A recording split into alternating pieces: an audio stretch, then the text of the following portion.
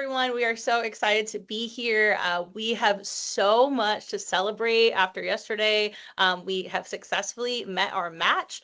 We're so grateful to all of our sponsors who helped make that possible, and just every single person who gave to us throughout yesterday and just continues to give even today. We are just so proud and happy to be partnering with ACAP, and we've been talking a lot about their organization, the different things that they do. But what we wanted to do today to celebrate the success of yesterday is to have a conversation with Kelli. And Kelli is actually one of the program coordinators for the Heating Assistance Fund that we raised money for yesterday. And so we wanted to just bring her in here, let her have a conversation, just hear a little bit more about like what happens now, like what's next, Kelli? That's great. Excellent question. And thanks so much, Erica, for letting me join you all today, because this is a very important initiative. Donation dollars for those who are in need of assistance is critical. So I oversee a piece of the pie, as I say that. I proudly service the communities of Aroostook, Hancock, and Washington County. And I'm so grateful to have so many other CAPs that surround us in the state of Maine to be doing the very work that I do here as well. So essentially what happens is we have clients who will call in seeking assistance with fuel. A lot of them have applied for and have received a heating assistance benefit. May have already exhausted that benefit. Benefits are not, they're not large. They're enough for maybe a fill.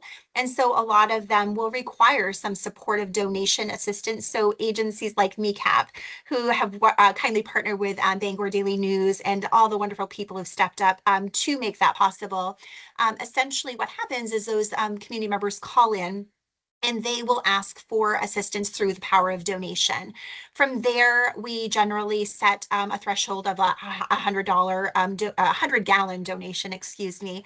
And from there, we work with the fuel vendors to ensure that the donation is activated. And so it's kind of, as I say, it's like magic. It's really nice. Client calls us, we contact the vendor. Vendor takes the product out to the client. Client is able to heat their homes, and then in the back end, we ensure that the vendor is paid timely as well. So it's a full cycle process and really, really powerful.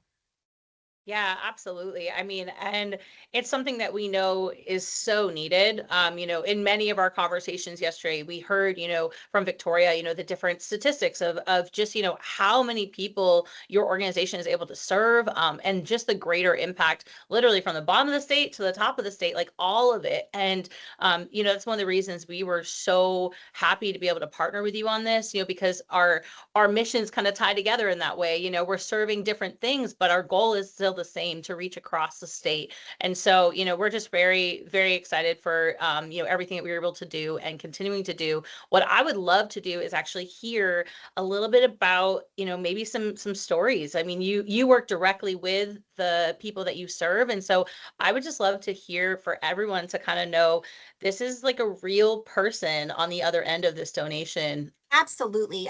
Like you said, being able to tie people to the donation cause is really important. I want to say one of the very first calls that we received was a single mom who just recently had a baby. So I want to say at the time of the call, the baby was just a couple of weeks old. And mom had reported that she was going from her home to the car because her car was able to, she had enough gas in her car, and she would go start her car and turn up the heat so she and her baby could remain warm. So that's the power of donation. She contacted us and we were able to get a delivery out ASAP. So that way mom and baby could be snuggling warmly in their home and not in a car. Another story was I had an elderly couple who found themselves in the hospital with some medical emergency things that were going on, and wanting to finally get home. And part of the discharge process, the team at the hospital discovered that they were out of fuel. And so it was going to be an unsafe discharge to go home. And so they reached out to us, and we were able to ensure that that elderly couple had fuel in their tank once they arrived home. So that way the healing process could begin at home, because very much like all of us, when we are sick and not feeling well, where do we want to be? We want to be home. Want to be home in your own space. Absolutely. Yeah. Wow. That's and I appreciate that the hospital has those processes in place as well. And again, that you guys are able just to come full circle as a resource in those moments to meet the real needs, and to be able just to get people home and to get them home, like you said, in a warm environment. Is there any other stories or things that you would like to share with us, or that you think people should know as we kind of continue? We're kind of in storm pickup mode today. We had some weather yesterday. Is there anything that you would say just to people as they continue throughout beyond the donations they made yesterday? Absolutely. I think, I always say December is the month of, it's the month of giving, right? In Mhm. spirit of the holiday season, everyone's looking to give. And this is a gift that it's, as I say, it's the gift of what we all deserve, which is to be warm. I always say being warm shouldn't be a privilege. And unfortunately, we are in times where we're seeing that as a factor in today's society, that heating your home is, for many Mainers, it's a privilege, and we've got to get past that. So, I always say there's no donation that's too small.